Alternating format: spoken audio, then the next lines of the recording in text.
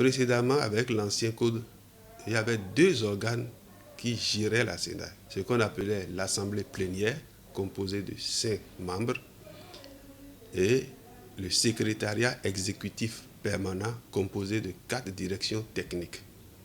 Mais à l'époque, avec cette organisation, le législateur s'est rendu compte que la part du politique dans le fonctionnement de l'institution était prépondérante et peut-être alourdissait un peu la gestion des élections.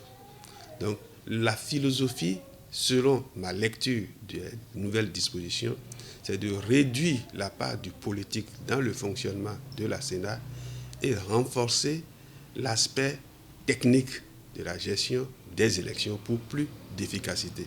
Les organes de gestion des élections ont été changés.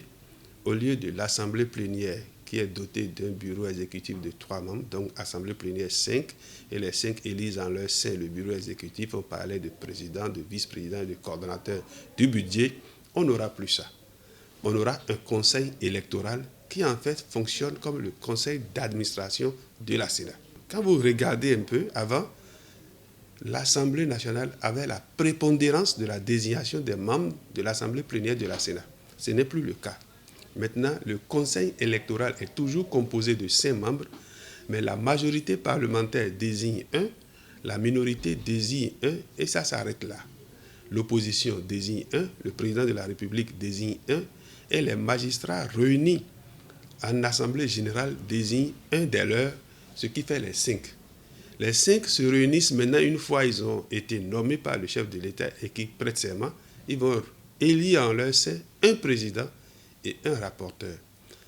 Mais le président du conseil électoral représente la Sénat. Donc il est également le président de l'institution. Outre ce conseil électoral, le bras opérationnel de la Sénat porte désormais le nom de Direction générale des élections, avec à sa tête un directeur général des élections, assisté de 4 directeurs techniques. Et c'est le directeur général des élections qui est l'ordonnateur du budget. Je prends par exemple l'OATB. Il y a un conseil d'administration, mais il y a un directeur général. Et c'est le directeur général qui est le chef de l'administration de l'OATB et qui en est l'ordonnateur.